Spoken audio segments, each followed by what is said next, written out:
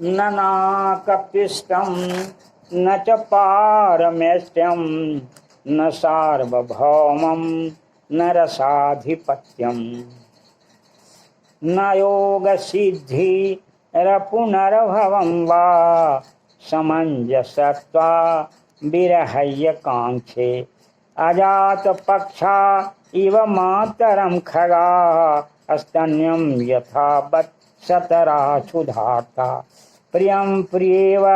विषितं विषन्ना मनोरविन्दाक्षदिदृक्षते त्वाम्।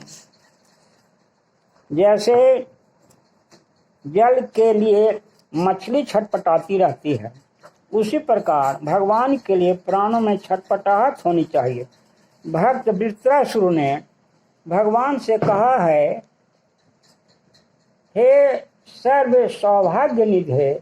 मैं तुमको छोड़कर स्वर्ग, ब्रह्मलोक, भूमंडल का साम्राज्य,